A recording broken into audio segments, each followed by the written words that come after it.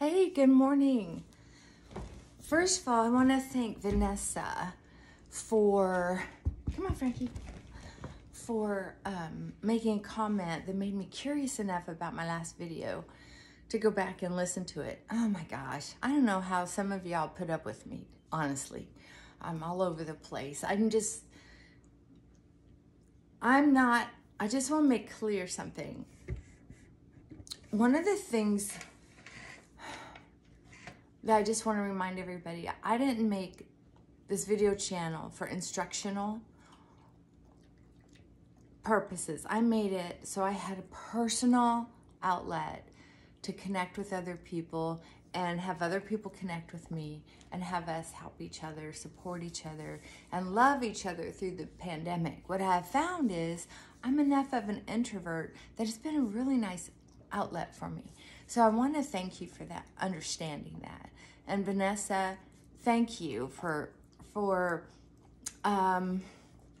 your feedback on my last video. Just simply saying, I think I know what you were trying to say, made me think, oh, I better go look at that. I was a little more scattered than usual. Enough. We were just out running. He's still a little wet. Please don't.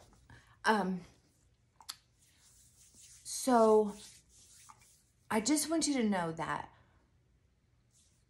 there are certain topics that I get with my clients that I really relate to. I'm gonna get him a towel. He's still a little wetter than I thought he would be.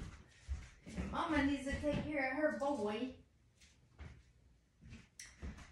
Anyway, there are certain signs and symptoms that we have that a lot of people like to label, is what I was trying to say yesterday. Do I have ADHD, ADD? Maybe, but I don't have it enough to put a chemical in my system to change my overall personality or to change my overall outlook on life, because that's what a lot of medications can do to me. I'm sensitive to drugs. When I started my recovery from drugs and alcohol, and my drug was a prescription, and it's a benzodiazepine. So amphetamines have never been a drug of my choice anyway. But here's my point. I don't take benzos anymore at all, because I know how they operate in my brain. They are not allowing me to be my true self. Even if I'm aggravated or edgy, I know that if I'm going to use a medication, one of the things I can do instead, or if I think about using a medication, one of the things I can do instead is walking, praying, getting very quiet, and stopping my brain from thinking. I can eat healthier food. I can take a nap. I can go to bed early. There's a whole list of things I can do besides popping a pill. If someone out there needs to do that, that's fine, and that's up to you. But I know the truth about most people. Like, there's a spectrum. I'm probably a 2, anywhere from a 1 to 3 on almost anything. I don't get to a 5 very often, not since I've recovered. And in some behaviors, I was up to an 8 or 8-ish. But that's because I was undisciplined. I was not committed to a healthy life. I was suffering from childhood and complicated PTSD, lots of big T's and lots of little T's. I mean, a lot. So all I knew was fight, flight, freeze, or fawn. That's it. That's all I knew. That's how I operated. I had this little toolkit, and that was used over and over again, right? To get through life like a true mechanic, you have to have a lot of tools. That's why they have those big toolboxes. I had a hammer, a saw, a snippet, a wire cutter, and a screwdriver. That's it. That's all I had. That was my whole toolkit. I'm sharing this with you because I don't take lightly when I say that some people are not putting enough effort into being committed, building discipline, and practicing better behaviors. People think it's supposed to be easy, and if it's not easy, you must be broken or something's wrong with you, so take a pill. And when people say, I'll try to do that, I'd like any time we say, I'll try to do that, to say, I will set up a reminder for me to do that. See, trying to me sounds so empty now. I have worked with so many addicts and so many self-centered people that when I hear, oh, I'll try to do that, I hear empty promises to keep getting away with something. What I want to hear is, and this is what I teach people, whether they come in self-centered, hurt, fill in the blank or not, what they need is a teacher, someone to teach them what it looks like to be committed and have self-motivated behaviors, right? So, for instance, I just saw a video the other day and it really ticked me off. It was one of my clients sent it, so I think that was just really hilarious. They love to poke me. This one loves to poke me. They'll send me these little reels or snippets or whatever they're called. And it was a Facebook page for ADHD. And this guy was saying how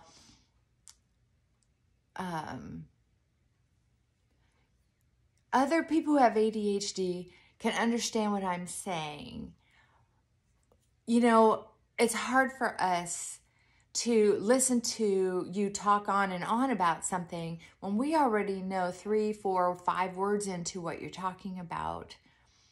We already know that you're going to go down this way, or this way, but we already know because we know you and all the other stories you've told. So we know exactly what you're going to say, exactly how you're going to get there.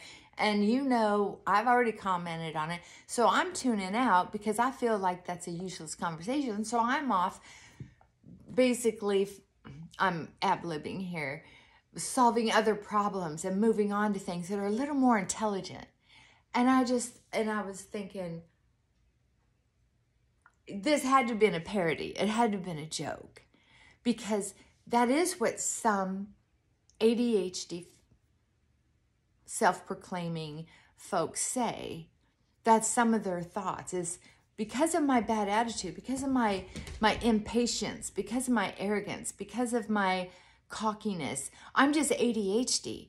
And people say, well, maybe if you take some medicine, it'll calm you down. And it'll be, well, I can't stay on this subject because I'm just thinking other things. And I don't want to finish that job because I got all these other jobs to do, and then I get overwhelmed and I do nothing. It's easy for people who have empathy or compassion or depth of thinking to be able to say, oh, that's interesting. Huh, I could see where that might be true. But here's the thing. If someone is a small child, there is evidence that there's true ADHD, ADD type behaviors. However, when it's caught young or in adults who have been untreated, if you're committed and you have a strong teacher who won't let you get away with being cute, funny, sexy, fill in the blank, they can motivate you, encourage you to be on task with the things that are going to help you get along with other people better, your employee better, or employers better, either one. Then there is a solution that doesn't have to take medication. Why is not taking medication important? If you don't need a medicine, and you can change your behaviors with an attitude shift. It simply makes you a better person. Taking a medicine can make you a lazy person. And please don't forget, it's not going to change your personality. Medication won't change your basic personality. If you're kind of a poop head anyway, slowing you down isn't going to make you a better person. If you have enough of the symptoms, you can take the medication long enough to get you through some therapy to help you practice being a better person before you get off the medication, so that when you get off the medication, you can incorporate, right? I think there are side effects to any medication that's going to change your neural pathways. So I think there are some people who can take the medication. Frankie, what's your name? Get over here. Stop. You snoopy butt. We're going to have to go for another walk, aren't we? We chased a cat this morning. We had to have a talk, didn't we? No cat chasing. Okay, so for me, the goal is always, what can I do to avoid changing my brain with a drug versus changing my brain with better behavior? So I'm going to give you a little example. So when I'm working with someone and they're saying, I'm in recovery and my partner thinks I have ADHD because I'm impatient, I'm not focused, I'm on 3 projects at once, and then I end up sitting down watching TV for hours and not finishing anything. Or I get in a hurry, and even if it's something I've done before, I don't reread the instructions because I don't do it very often, and then I do it wrong. You know, things like this, like forgetful, not on target, things like that. And so we were talking about when we're using a drug or alcohol or gambling or shopping therapy or self-pity to get away with things like, oh, I'm so poor. Oh, I'm so alone. I mean, I used a lot of this stuff when I was young. That's the only reason I'm saying it. I'm not accusing anybody of nothing. So don't, I'm not picking on anyone who is poor and alone, but I used it as a tool, right? But here's an example. So if someone even has relationship addiction or sex addiction, I've worked with couples where a partner will be cheating, and they're not cheating because they're in love with the other person truly. And they're not cheating because they're not attracted to their partner. They're cheating because they were never taught how to be committed. They were never taught how to actually, the tools that might incorporate actual feeling of integrity, honor, loyalty, reciprocity. There's more words, but they weren't taught how to have those feelings. What they were taught was how to make themselves stop hurting, how to run from pain, how to look for excitement to stop them from thinking about everyday challenges, how to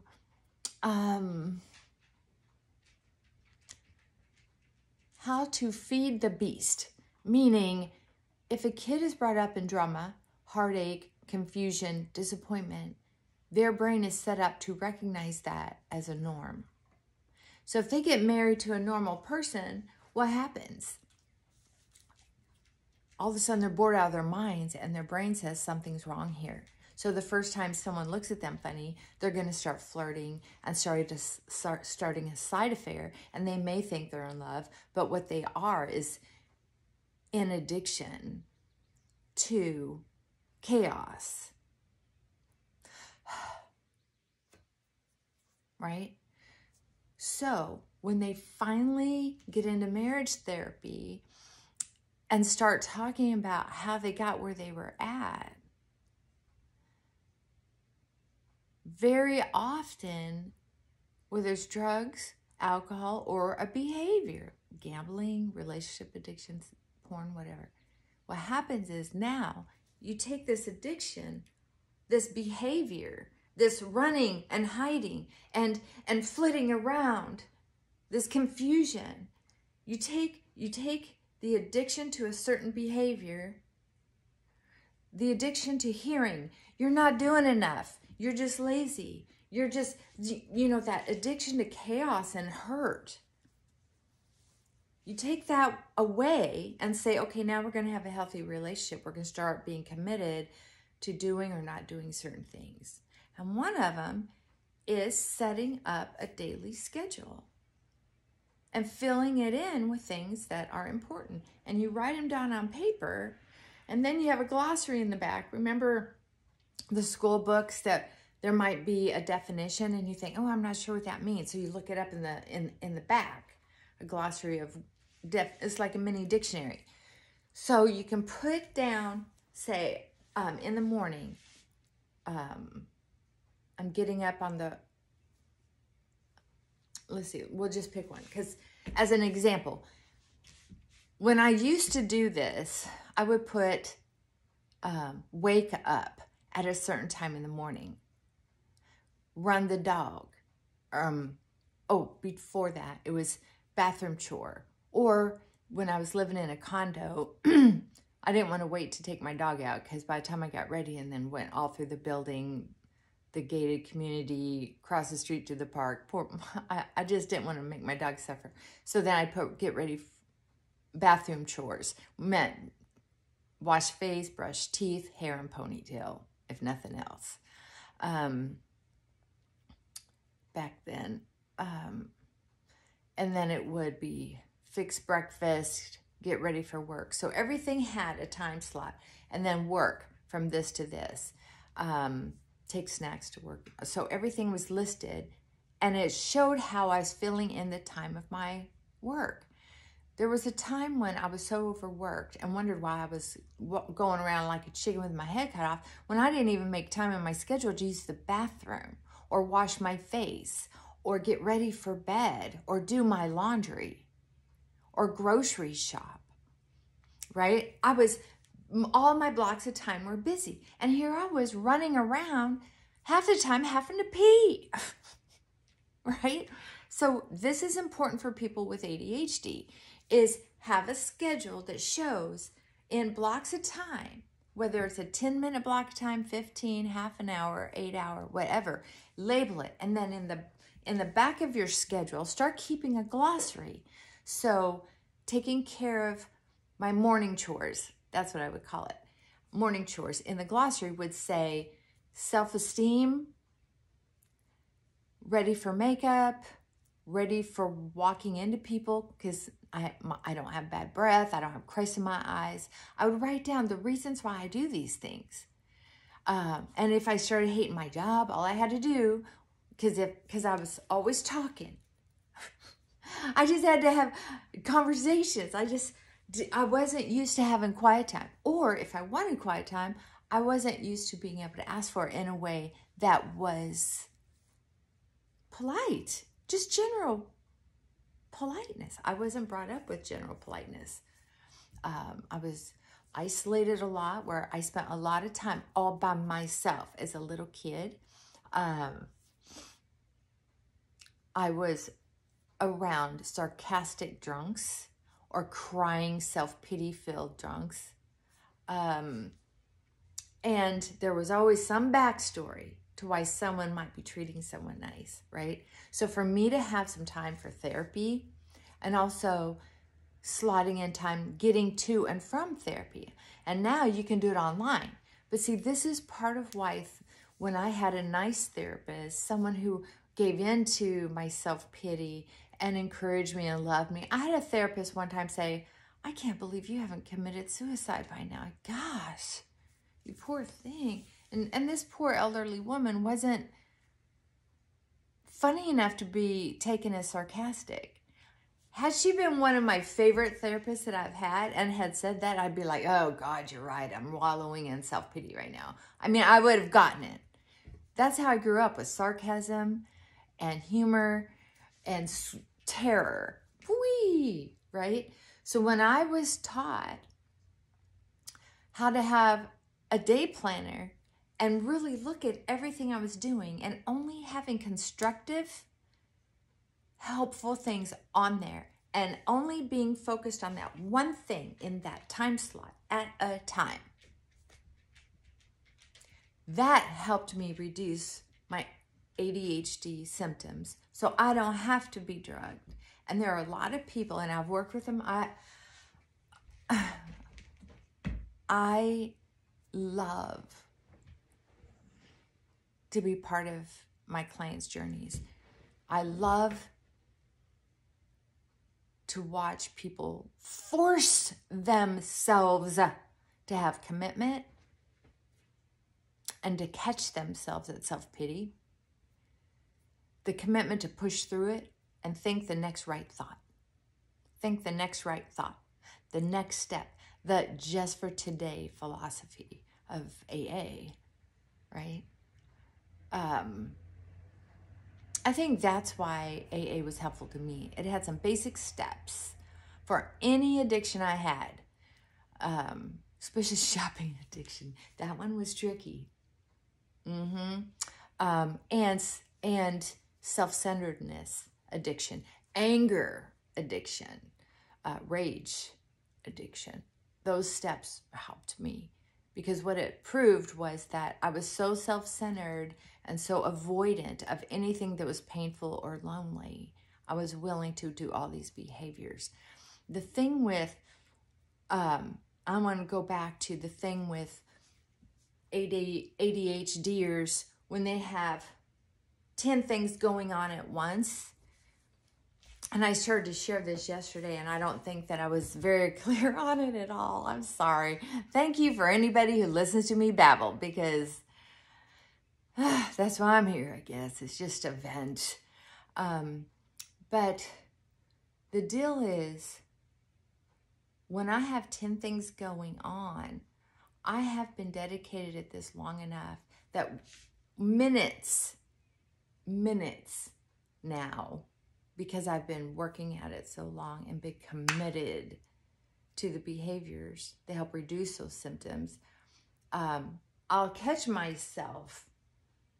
Sometimes I'm actually can walk through a doorway and hit my hip. It's like, who does that? I can stumble on my own feet in my own shoes that I have worn over and over again on the bare floor, right? I can keep hitting my elbow like 3 times in a row, changing laundry on a washer and dryer that I use every weekend. It's like, why would I give myself a bone bruise? It's because I'm being awkward and I'm not thinking about where I'm at. I'm scattered. So it usually only takes me a few incidences happening or a few minutes. If it takes longer than that, it's not something that happens often.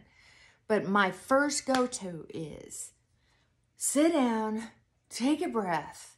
It doesn't have to be a long sit and take a breath. It can just be a minute, half a minute. But I get a pen and paper, not my phone. Not normally, but I do have a notes app in there where I can use my phone if I have to. But I write down every idea that I think I need to do today. Every idea. Because it's true. Some people early in recovery, whether it's from self-centeredness, self-pity, rage, drug and alcohol, early in recovery from whatever's been a challenge, it's difficult to make ourselves push and force ourselves to do something that we're not sure is going to help. Or we don't think can. Nothing else has helped. I've been this way all my life. How can something stupid like that help? Okay. If you have a therapist, because family and friends can't usually get you to do something. I don't know why. It's too bad. I've seen that over and over again. You can go to a therapist as a couple, and the therapist will say something one of y'all have been saying to each other for years, and you look at the therapist and go, I've been saying that for years. And he hears it from you and takes it seriously, but and I'm like, no. I'm sorry. It's a weird magic spell. I don't know. But once they attach to you, it's almost like he or she, it's kind of like how kids rebel against their parents. It is why the great philosophers have been asking that since the beginning of recorded history. That's the truth. It's nothing new. So, sit down with a paper and pen and write down everything on your mind. Then, you have that column, right? You have that list. Then on a new sheet of paper, you put number 1, number 2, number 3, priorities. Priorities, number 1, priority, number 2, priority, number 3. So it says priorities across the top, number 1, number 2, number 3. Okay, so you take this original list and then, so you take item by item and put it, do I need to do it today? That's priority number 1. Do I need to do it tomorrow? Write it down under there. Can this item wait until end of day tomorrow or the next day for me to consider where I need to put it now? Because it doesn't need to be done for 3 days or more. That goes on the 3rd. This is just to kind of hurry up so you don't even have to get out your day planner and try to push things in there, right? Because it's too much. So you look at it by priority. So anything on the second list does not have to be looked at until just before you go to bed so you can plan out your next day. Does that make sense? Because if you wait till in the morning when you get up, you're looking at this list and sometimes it just kind of helps you feel calmer and more prepared for the day when you know what's going to come the next day. And that's something else people learn in AA. It's kind of part of the program is to help you review your day, consider what you could have done different that you might be able to do different tomorrow. And then you also consider what is your next day going to look like. This is layman's terms, of course. I'm not an AA big book thumper or devout. I'm not devout anything, I don't think. Anyway, so then you look at the list, and once you're convinced that this is your list for today and only today, and all this needs to be done today, then now we put it in priority. What needs to be done first, and what can I do while I'm waiting for something else for one of these things to complete, right?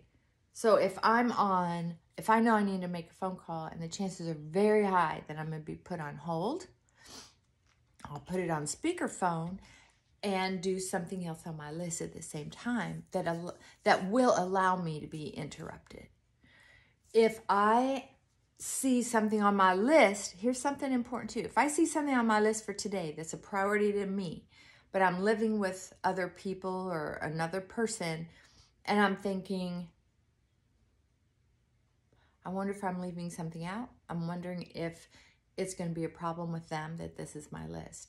So to reduce stress, reduce the stress, go ahead and check in with your partner, whoever that is, and see if they have any input.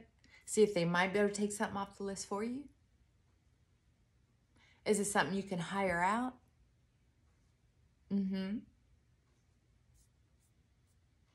I'm just saying. I'm not super wealthy, but I can tell you this. If I'm overwhelmed and I have a chance to hire somebody to help me out, that's what I'm going to do.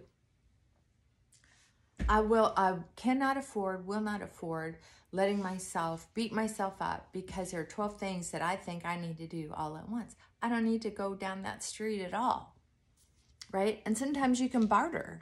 I've bartered, this is the truth. I've bartered makeup and hair and image consultation for and some clothes that I had in my closet, a borrowing situation that ended up being a giveaway. This is just one instance that I'm sharing with you because I was so overwhelmed, and this lady had been working in my office. I said, you know what? I hear that you kind of need this going on. I can give you all this if you will do this list of errands for me. And she was like, it'll take me an hour and a half, 2 hours to knock this out, and you're going to save me like $300 in services. So yes. I mean, and then I got to enjoy doing her makeup and hair, and I got to put her in some pretty clothes. And weirdly, we had close enough shoe size that we made that work. I'm just saying, you don't have to be rich to get help. And on the Nextdoor app, I go on there sometimes to get help with some of my yard work. I don't know if I mentioned the Nextdoor app before. It's how I got some help hanging a curtain rod around my portico. Where we'll be hanging out this summer sometimes. So once you get your list done, you make a commitment to be dedicated to pushing yourself to accomplish one item after the other with no excuses. When somebody who can walk around as a healthy human being, have certain relationships, do very well at certain things, come on. There's hardly anybody who's bad enough at ADHD who has to be completely financially supported by someone else and have their diapers changed, etc., etc. That's not ADHD. That's something else, right? ADHD is very often, there are certain requirements for it. Look it up in the DSM-5. I'm not a professor teaching you something. I often will look things up for clients when we're in session. But I'm not an ADHD specialist per se. I know that I've been told I had it, and I also had a spiritual guru and shaman and a good therapist and some native friends who all at the same time, the timing was impeccable in my life. And they were direct with me, each in their own way, each at their own level, to basically say, you're not trying hard enough. There are people who have ADHD who will constantly interrupt another person. Oh, I was just thinking this. I was just thinking this. Oh, I just needed to get that out. I couldn't hold that back. Or, oh, I'm sorry, I changed the subject. I just had so many things on my mind. Blah, blah, blah, blah. Okay, here's the deal. I used to do that all the time. It was open mouth, insert foot, because something was coming out. I had an opinion. I had to be heard. It just had to come out. And if I said, oh, I don't know how that came out of my mouth right now. And some people forgave me because some of it was funny, sarcastic and funny and edgy and risky. But sometimes it was rude. Just rude. I mean, on a scale of 0 to 10, it was somewhere in there, in Rudeville. Excuses aside, what it was and what it is for many people that come to me and the topic of ADHD comes up, it's lack of self-discipline. There is, please understand that. This is simple fact and physiology. The brain has a thought. Then it talks to your body and says whether to allow it out your mouth. It's not thought mouth with nothing in between. It takes muscle. It takes work to build muscle. It takes work to build the muscle between, I'm using that term loosely, between the thought that stimulates the mouth to work. A lot happens to make this voice come out of my face. And a thought comes first, and then activating everything else. It seems instantaneous. It did back then. I was like, how can I slow down? I have a thought, it comes out of my mouth. Oh no. So I got convinced that there is a physiological process between the thought and the mouth. I just had to learn to shut my mouth. Frankie, enough. Thank you. Good boy. Yeah. So people who say, oh, I'm just bored, so I'm ready to go on to something else, because that's how smart, oh yeah, it was ADHD also is supposed to be for smarter people. Well, not a lot of people. What I'm saying in this video might be controversial, but I can tell you this. There are people who do not have true ADHD, and they're being overprescribed, or they're being overly pampered, or they're losing relationships that it's just not necessary if they get the right therapist and they decide to pull up their bootstraps and be dedicated, committed to experimenting with new behaviors. Not just once, not just twice, but long term. Behaviors that make sense. If I'm interrupting someone, it's just rude. It's not ADHD. I thought it was. If I'm not paying attention to someone and I'm like, oh, I'm sorry, I lost track and I was thinking about something else. What were you thinking? I don't know. I just 10 things at once. No, that's an undisciplined behavior. How do I know? I used to have it. And a lot of people who have pseudo ADHD, not the real thing, because a lot fewer people have the real thing. Seriously, please, people, believe me.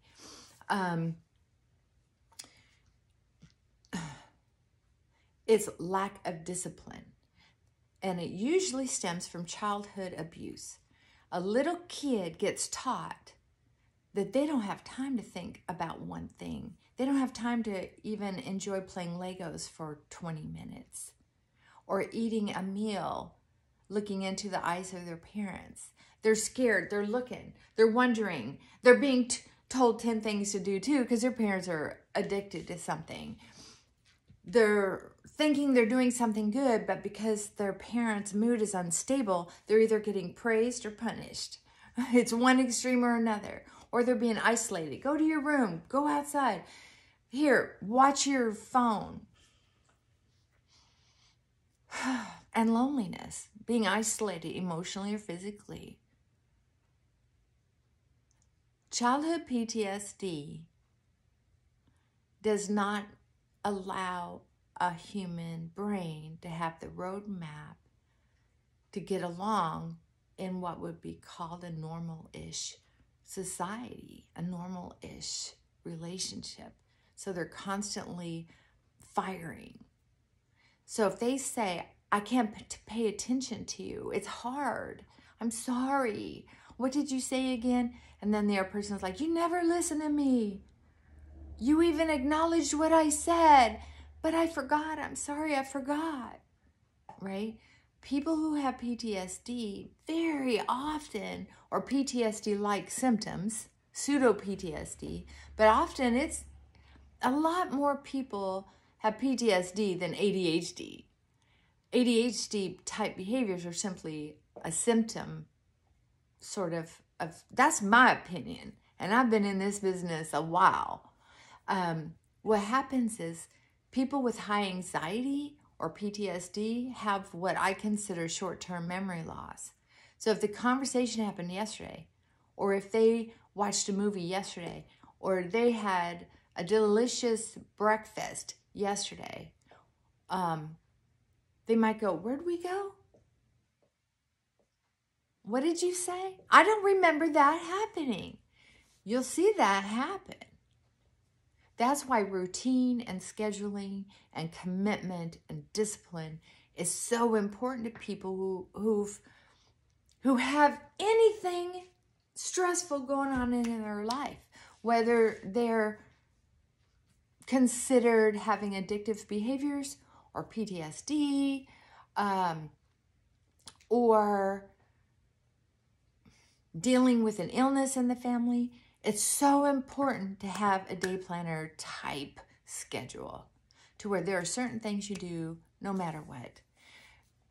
Even if you're in a foxhole somewhere, there has to be some kind of routine that you can kind of attach yourself to, whether it's a prayer first thing in the morning or a scouting first thing in the morning, a routine.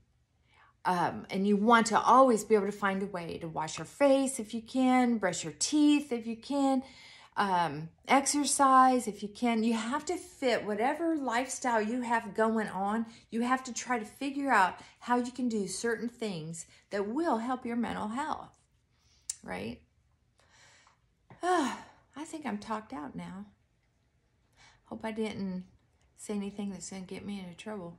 But I hope I explained this in a way that is helpful to somebody. Is if you're like me and you are hard-headed, if you're like a lot of my clients, and I attract people just so much like me, it's what a blessing it is. But self-discipline, commitment, encouragement,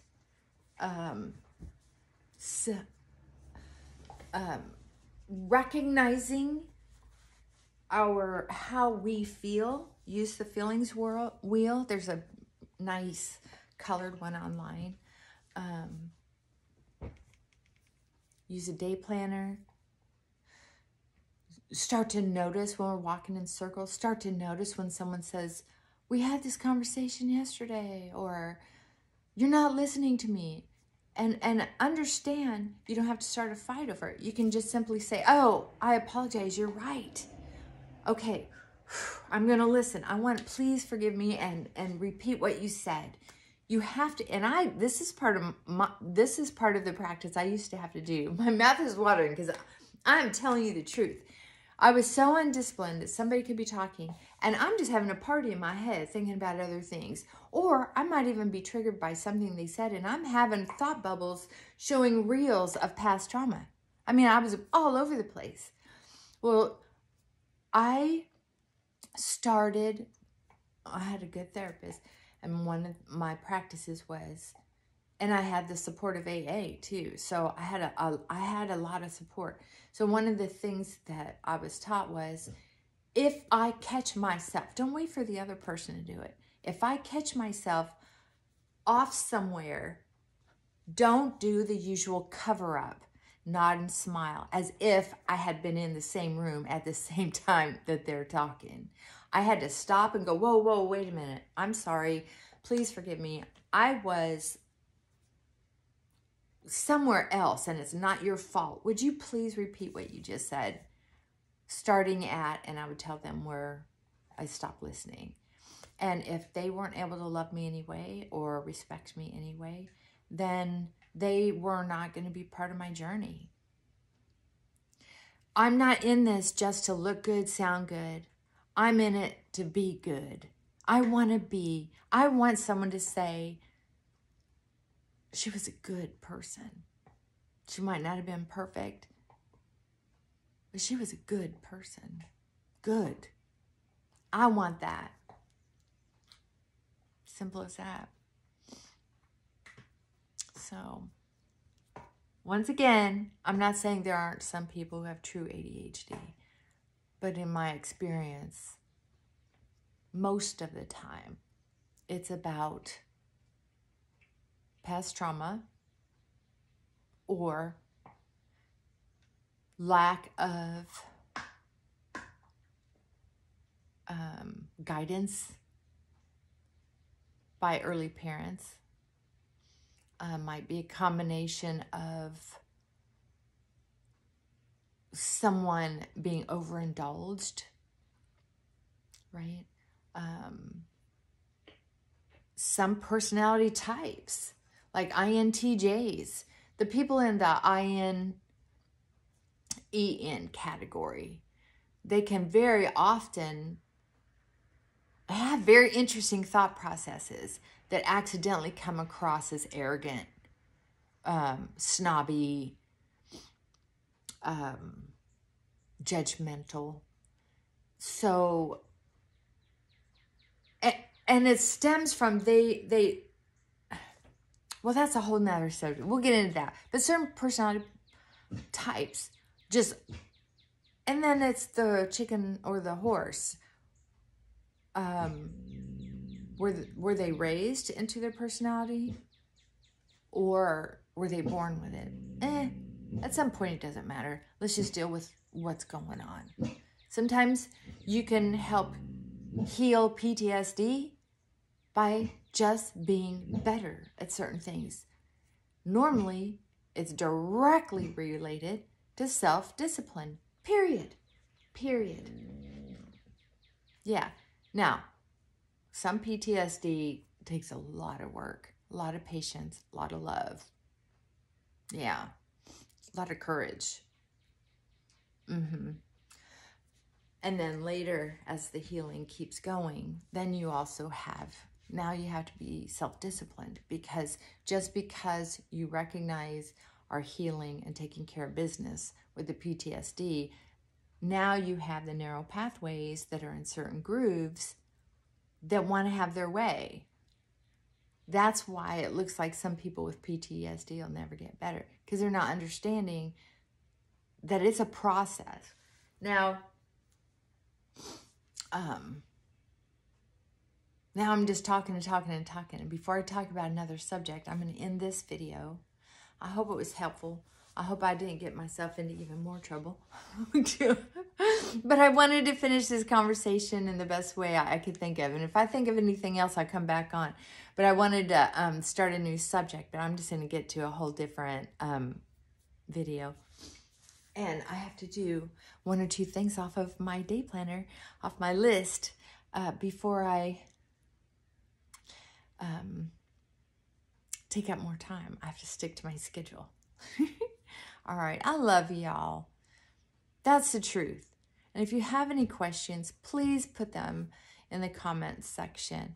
If I said something that was out of line, please tell me what you think and give me some options on how you think I should think about things or experiment with. I'm always open to that. That's my goal. And if this was helpful at all, please let me know. And I will do whatever I can to continue helping you. All right. Love you. Bye for now.